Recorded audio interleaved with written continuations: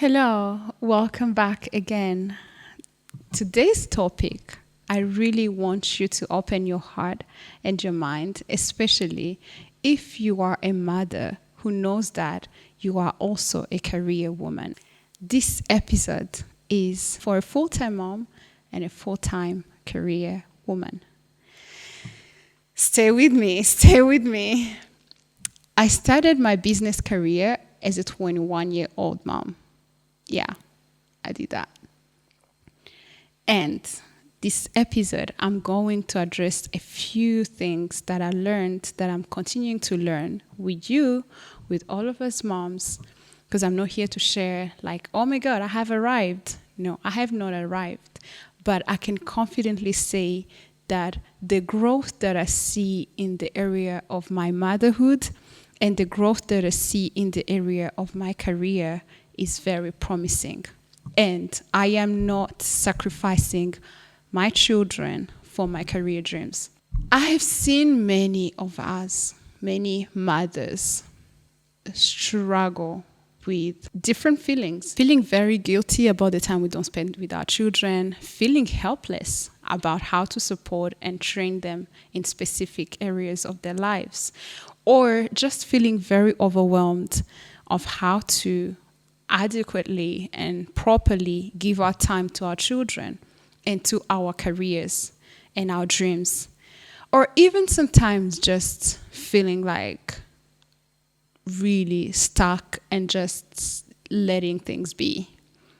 Because those two areas, you can't say you are letting things be.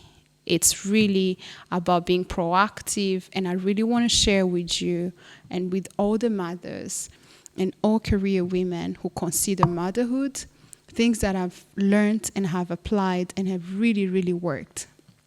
So, the number one thing, let's address the feeling of feeling very guilty about the time we don't spend with our children because our career demands the full time and the full attention. I'll tell you a story. A few years ago, like 4 years ago, I was going through a phase of my life where everything needed my full-time attention, especially my business that was struggling then, needed my full-time attention. And I was realizing that I took motherhood as a responsibility that was patiently waiting for me to be home. And quickly, and that's really, really, really by just the grace, I realized I was failing and falling behind the area in motherhood. I remember attending this class that addressed motherhood. And the shift in my mindset, which is the shift I am hoping that we can achieve together during this episode, was to look at motherhood from this perspective. First of all, motherhood is the greatest career we will ever have for us who are called to motherhood. Second, motherhood is the greatest venue where our contribution can create ripple effects in the whole world. I will break that down. Third, motherhood is the most rewarding, fulfilling gift. And I am one of the people who are so compassionate, and I'm very compassionate, especially with women who don't feel that way about motherhood. And that's also why I really wanted to come in with this episode prayerfully and intentionally, because I am trusting with women. I'm trusting with mothers, especially us as young mothers, as mothers of this generation, who have dreams. We are mothers, but we also have dreams. We have family dreams. We have career dreams. We have travel dreams. We have wealth, goals. But I really want to bring your attention to the possibilities of being a full-time mother and a full-time career person. I look at it from a formula that I apply in many different areas of my life. It's actually a formula that one of my coaches gave me for business, that high volume times high quality gives great results. that gave me the secret that addresses the feeling of being guilty. Because every time I remember looking at feeling guilty as, oh my God, I just need time. I just need, somebody to sympathize with me. The thing that us as mothers, we continue to tell ourselves, like, sympathy will help us. I'm sorry, sympathy did not help me. And I know that sympathy will not help you. Sympathy about you feeling guilty for the time you're not spending with your children is not going to help you. Of course, it will make you feel better in a moment, but on the long run, it will not. So let's be proactive about this. What do we do about it? What do we do?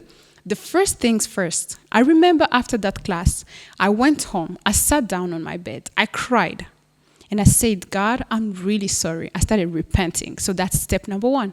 I started repenting for the time I have robbed my child, and I would potentially have robbed my children, to train them, to nurture them, and to love them, because I was giving something else priority. And once I started repenting and allowing God to give me a new mindset, to have a different mind, even myself, I started realizing that, oh my God, let me be very proactive at taking action. So the action that I took, my team knows that every day at a particular hour, I leave work. And I leave work because I pick up my son. So when I do school pickup, I realized it's no longer just a wishy-washy, an idea of if I pick up or when I pick up. It's an everyday thing. Like, I cannot fail to show up on my job, even if I run my business.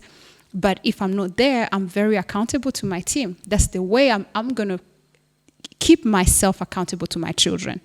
So because I realized the quality of time we spend with our children becomes very obsolete if there is not substantial quantity of time. Again, to nurture, to love, and to train, especially to train. Do you still love me? I hope so. That one was very hard for me. And I still feel so much pain when I see mothers who continue to choose or to allow life to choose something different for them, to allow every other thing to be an opportunity or something with greater priority, another degree, another job, a bigger position. And then you ask them, but what is your strategy about the way you show up in your family? And they seem to be like, they literally don't know. They don't have a clear strategy. And so it's a call to all of us, especially career-driven women, to really consider that family and motherhood is the biggest responsibility we have in life. And this is how, again, going back to the how, because I'm a big believer of when people know, when people have the tools, it makes the job very easy. At least 50% easier than when you don't have the tools. First of all, decide the time that you leave work and try to make it meet exactly the time that your children leave school. Not only school pickup, but don't be on school pickup answering emails or phone calls. Make it a rule that when you do school pickup, that's the end of your workday.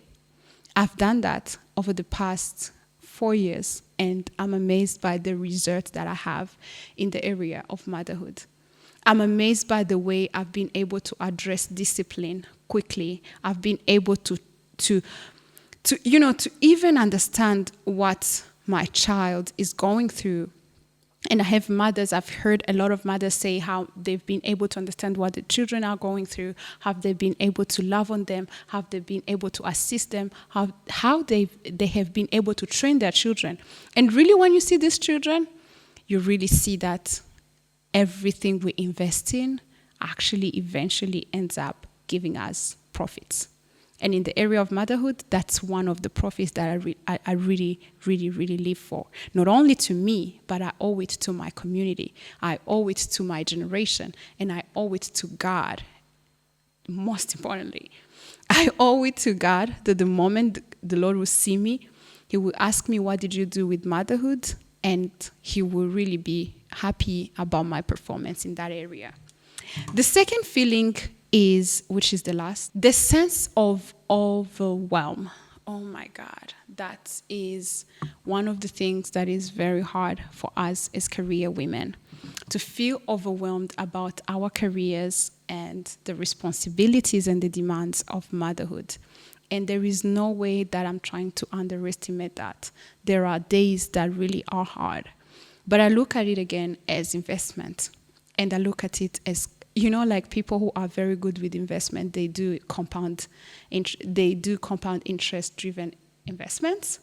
So they keep on thinking that consistent investment on the longer run yield more. The same way in motherhood, what you consistently do will give you a bigger return. As we address the sense of overwhelm that comes from the idea of full-time motherhood and full-time career, like I don't want to say much here. All I want to underline is it is very possible to achieve so much in motherhood as it is very possible to achieve so much in our career. There is no either or. There's no either my children or my career. And I really, really am praying that there's no woman watching me now who is feeling like they have an either or situation.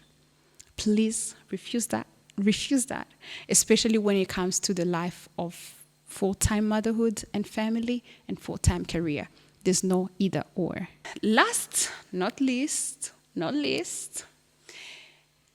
are there big changes that you need to consider?